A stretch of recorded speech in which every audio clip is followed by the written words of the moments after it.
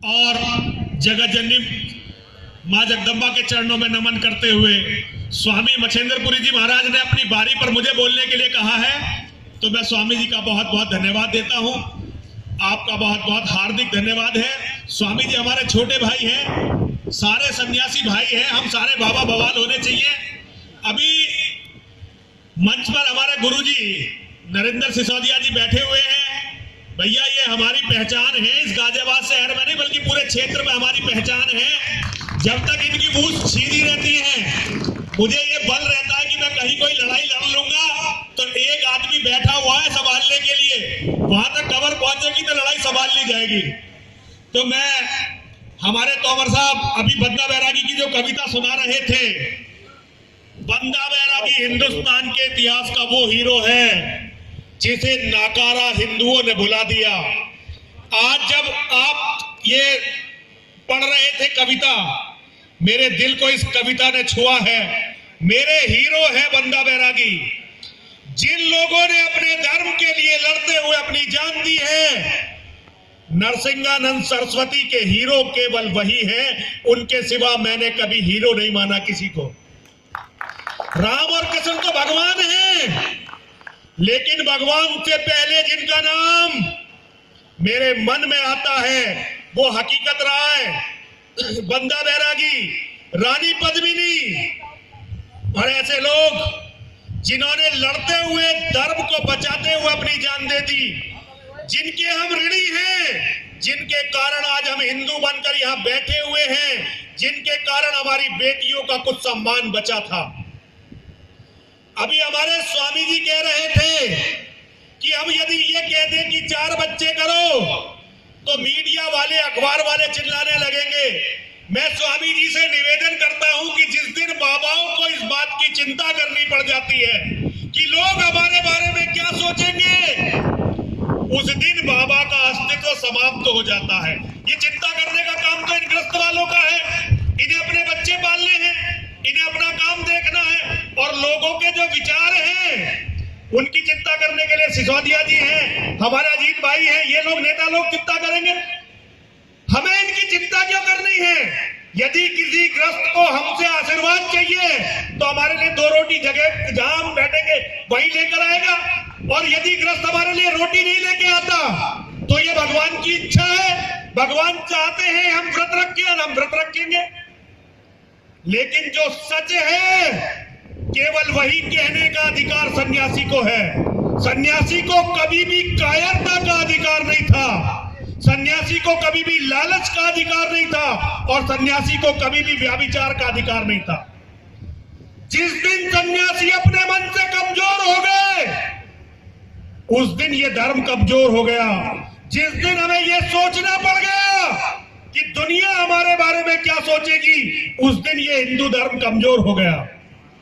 मैं युवा वाहिनी के कार्यक्रम में सब बच्चों को इसलिए आशीर्वाद देता हूं कि तुम्हारी ये सेना ये साधारण सेना नहीं है, ये योगी आदित्यनाथ जी महाराज की सेना है। तुम्हारे साथ जो नाम जुड़ा हुआ है वो इतना बड़ा है कि इतिहास कभी उस नाम को भुलाएगा नहीं। ये तुम्हारी जिम्मेदारी है कि तुम सन्यासियों को इतना बल दो कि हर जगह का बैठा हुआ सन्यासी अपने आप को सुरक्षित महसूस करे। ज्यादा नहीं कहना चाहता, केवल हिंदू मेरे शेरों, मैं तुमसे केवल इतना कहना चाहता हूं, जिस दिन के लिए शेर की मां शेर को पैदा करती है वो दिन पश्चिमी उत्तर प्रदेश में आ गए हैं। जिनके बाजुओं में ताकत होगी, जिनकी छाती में हौसला होगा, जिनके दिल में धर्म के लिए मर मिटने की आग होगी, कल वो अपना सम्मान भी बचाएंगे और अपने परिवार को भी बचाएंगे।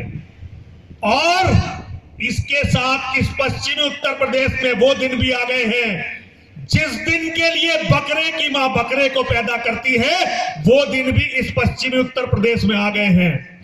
ये तुम्हें सोचना है कि तुमने अपने बच्चों को शेर का बच्चा बनाकर पाला है या बकरे का बच्चा बनाकर पाला। मोटा होने से कुछ नहीं होता, पैसे होने से कुछ नहीं होता, ज्यादा जमीन जायदाद का मालिक होने से कुछ नहीं होता। जिसके दिल में आग नहीं होती, जिसकी बाजुओं में ताकत नहीं होती, उसके बच्चे केवल और केवल बकरे के बच्चे होते हैं, जिनको एक दिन मुसलमान तलकर, भूनकर और पकाकर खाने वाले हैं। और उसके घर की औरतें रोएंगी ये कहकर कि हमारे माँ बाप ने कितना बड़ा पाप किया और भगवान ने कितनी बड़ी गलती की हमें इन माँ बाप की बेटी बनाकर। ये परशुराम वंशीय ब्राह्मणों का गांव था।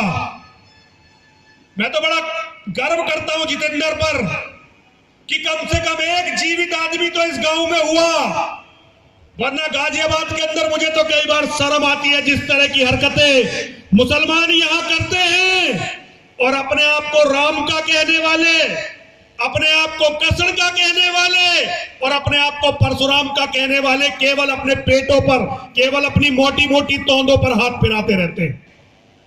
तुमने ये अधिकार खो दिया कि अपने आप को राम का वंशज कहो, अपने आप को कृष्ण का वंशज कहो, अपने आप को परशुराम का वंशज कहो। यदि ये अधिकार प्राप्त करना चाहते हो तो दूसरों की तो बात की बात है। बहुत सारे लोग कहते हैं, एक पिक्चर में एक डायलॉग आ गया और हिंदू इतना नीच और इतना कायर होता है कि उसे एक बहाना चाहिए, लोगों ने बहाना ले लिया। सन्नी देओल की कोई पिक्चर थी, उसमें एक डायलॉग था कि लड़ाई मरकर नहीं जीती जाती, लड़ाई मारकर जीती जाती है। अब हिंदुओं के हीरो ये भांड और ये रांडी तो रह गई है, हिंदुओं मर्दानगी तो रही नहीं। उन्हें यह नहीं पता कि ये तो डायलॉग केवल इसलिए मार रहा है कि इसे डायलॉग मारने के पैसे मिलते हैं। लेकिन इस देश में एक कृष्ण हुआ था जिसने महाभारत के मैदान में अपने शिष्य से कहा था, हतो वा प्राप्स्यसि स्वर्गम। अरे अर्जुन, यदि तू इस युद्ध में मारा गया तो तुझे स्वर्ग मिलेगा। चाहता तो अपने शिष्य से यह कह देता था कि अर्जुन चिंता मत कर, तेरे दुश्मनों को मैं मार दूंगा। लेकिन भगवान ने कहा, जीतने वाले को पहले मरने की याद रखनी चाहिए। जो मरना नहीं जानता, जीत कभी भी उसके मस्तक का तिलक नहीं कर सकती।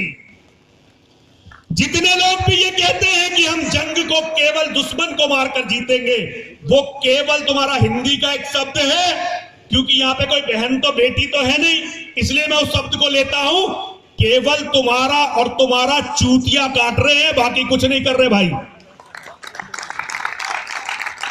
मैं तो हमेशा ये चाहता हूं कि जब धर्म युद्ध शुरू हो और मेरी मां मां काली सबसे पहली बलि जब चाहती हो तो सबसे पहली बलि अपने शेर की ले, ताकि मेरी मौत के बाद मेरा खून देखकर दो बातें होंगी।